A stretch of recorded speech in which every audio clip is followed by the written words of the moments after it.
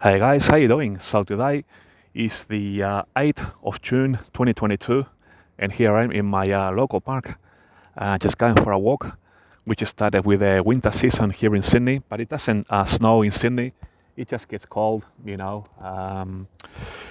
is just a heads up because tomorrow I'm gonna be going to downtown Sydney and do another Bible video to edify the church. And in tomorrow's video, I'm gonna be talking about how the nation of Israel uh, needs to prepare right now, not only from a military point of view, which they have been doing in the past month and are doing so right now, but also from a spiritual and biblical point of view as well. Because the scrolls have opened up the pages now in order for Bible prophecies or end-time Bible prophecies to be fulfilled. And the interesting thing is that although Israel is a Jewish state, they actually need Yeshua HaMashiach. That's right. Israel needs Jesus Messiah, or the New Testament, or the second part of the Bible, if you like, in order for them to know exactly what's going to happen between now and Jacob's trouble. If the Jewish people read only the Old Testament, then they are not going to have the prophecies that Paul talks about, especially about the rapture of the church, you know. So although the Old Testament, talks a lot about, Israel signing Daniel's covenant and things like that, and also Jeremiah and Isaiah talk about it. Also Israel needs Jesus. Israel needs what Jesus said to Paul in those prophecies.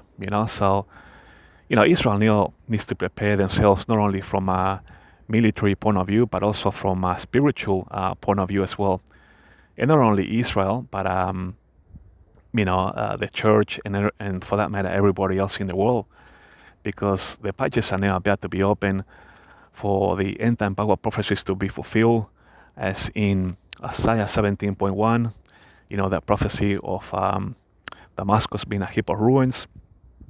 And also, for that matter, we got the Elam Bible prophecies. There's a little bit of contention among Bible scholars about Elam. Now, Elam refers to how Israel, or actually how it's been prophesied that Israel, or the Israeli army, is going to completely annihilate the area of Elam in the southwest of Iran, and that is because in that area in Elam, Iran has a Bashir nuclear reactor or power plant, if you like, and that has been prophesied to be completely wiped out. Not only the nuclear power reactor, but also the complete area as well where people are living. And it says that in the prophecy of Jeremiah, chapter 49, verses 34 to 39, that once Israel wipes out that area completely, that people will flee to the four corners of the earth, meaning that there's going to be a lot of Iranians emigrating to other parts of the world, And not only did Jeremiah prophesy that, but most people would just stop at Jeremiah, but I also like to use Ezekiel. Ezekiel prophesied this as well in Ezekiel chapter 32, verses 24 to 25, and also Isaiah as well in chapter 22, verse 6. So you can read that for yourself. And on top of that, we got the prophecy of Ezekiel 38, 39, this great northern war that will come to pass in this dispensation of the church age. Now, I talked about this in great detail already. Basically, Ezekiel 38, 39 belongs in this dispensation of the church age, because it just wouldn't work in the trib, because if you put it in the trib, it just means that the dispensation of the trib will get longer and longer and longer in order to accommodate Ezekiel 38, 39, and even Isaiah 17.1. If you got no faith in end time Bible prophecies and you think that the rapture of the church can occur at any moment,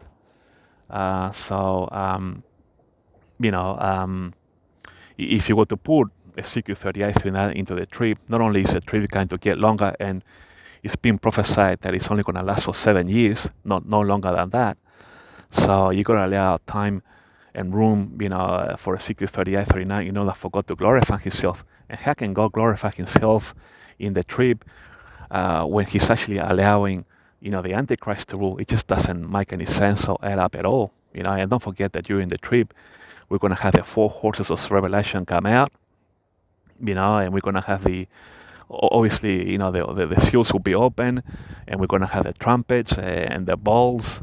The bowls will be on the second half of the trib, and we're going to have the three woes, so it just doesn't belong in the trib at all.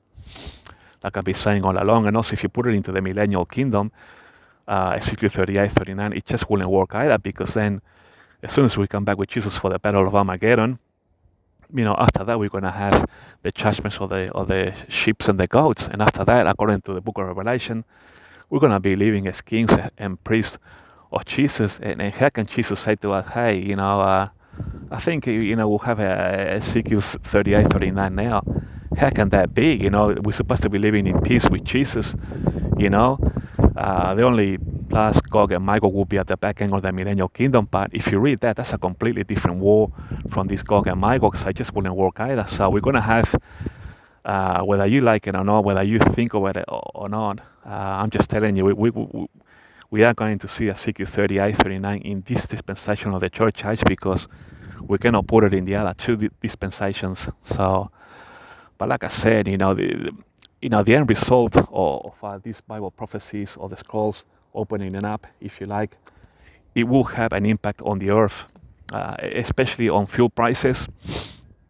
The cost of gas is going to go up, and also the cost of food is going to go up as well, because don't forget that the cost of food has an impact in terms of its transportation costs. As the gas prices go up, truck drivers are going to have to pay more for the diesel. So food is going to shoot through the roof, prices as well. So people, I'm going to talk about more this in detail tomorrow. This is only just a quick video heads up, but there's going to be an impact in where people better start buying food now, especially long life food. If you can buy long life milk, baby formula, if you got a couple of babies and toddlers, or or whatever scenario you might have in your own family, start buying that now, because although Australia is a big supplier of baby formula around the world, the Chinese that live here in Australia are actually buying that like crazy and sending that back to China. So buy that now as much as you can.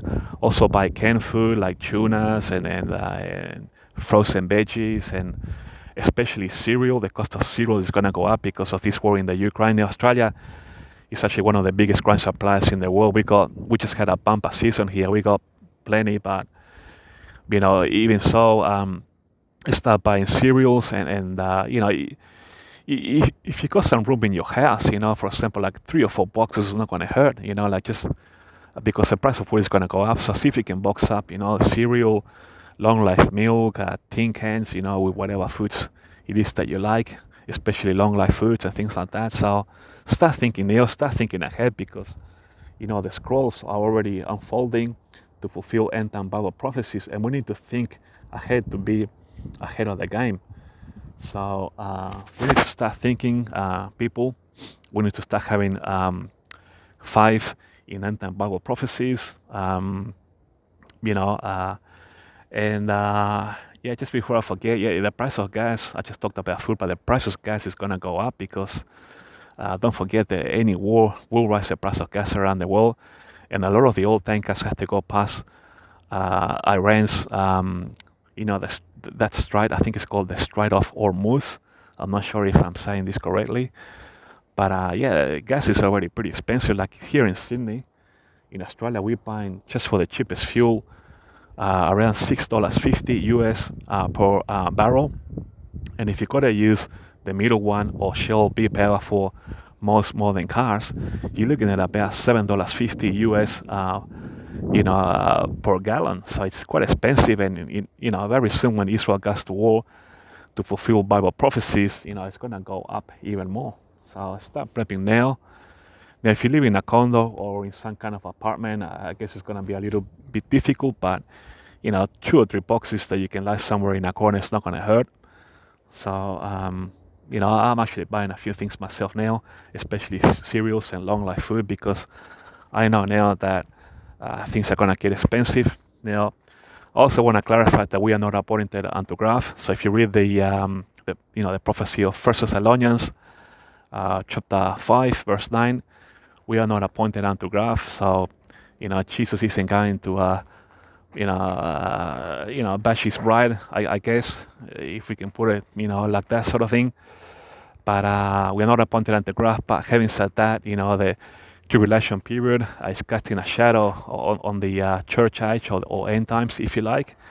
And we are going to suffer a little bit. Perhaps in the poorer countries, we'll see some kind of famine as a result of oil and food prices going up.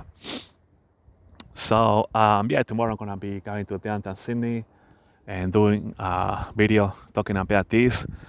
So I just wanted to say to you guys, hi, start preparing, because Israel is about to get a war to fulfill Bible prophecies or end time Bible prophecies, and that the price of gas and food are gonna go up. Like I said, if gas goes up, food is gonna go up as well, because it's related to the cost of transporting food, and actually everything is gonna go up, not just gas and food, but consumer goods in general are gonna go up, because they also need transport to get goods from A to B. So things are heating up. I'm gonna be doing a video tomorrow in downtown Sydney, and I'm gonna be edifying the church. But you got a heads up now as to what I'm about to talk about.